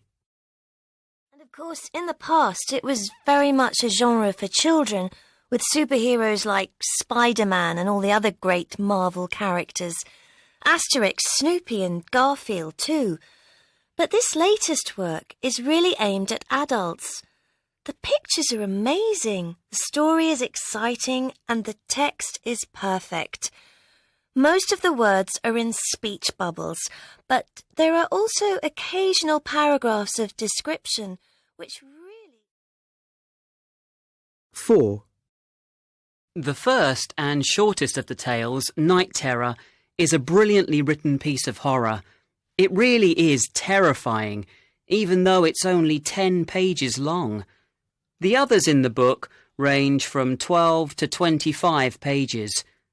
My other favourite is called Blood on the Carpet, which comes about halfway through the book. It tells the story of... 5. Most of the recipes are quite simple, but a few are more complicated, like the chocolate fudge cake with raspberry and almond cream. All of them are absolutely delicious. My favourites are the ones with chocolate, but there are also lots of fruit recipes which...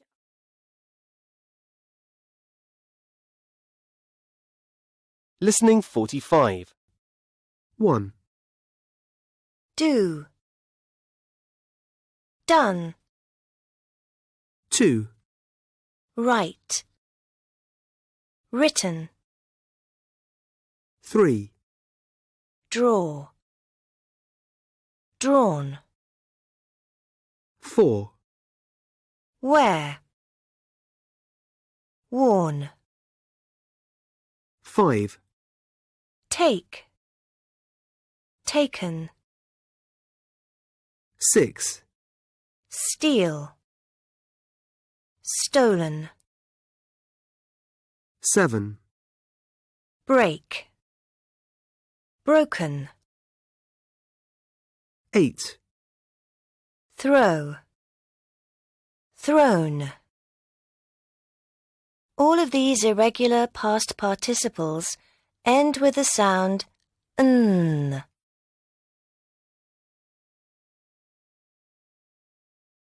Listening 46. Hi, Brad. What are you up to? Nothing much. I've just finished my homework. Do you fancy meeting up in town? Yes, sure. Why don't we have lunch at the cafe in the high street? Great idea. Let's meet at the bus stop. I'd prefer to meet at the cafe. OK, no problem. Why's that? Because I'm not catching the bus. I'm going to cycle. Fine. What time do you want to meet? How about 12:30? Great. I'll see you at the cafe at 12:30 then.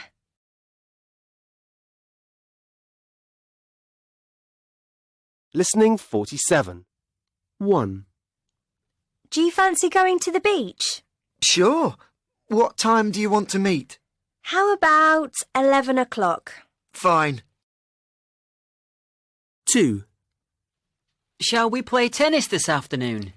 I'd prefer to go swimming. OK, no problem. Give me a call later. 3.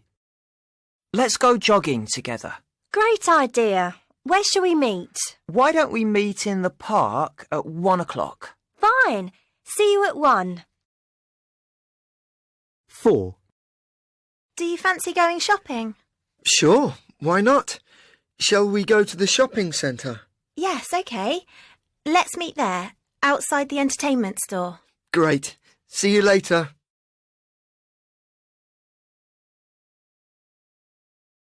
Listening 48.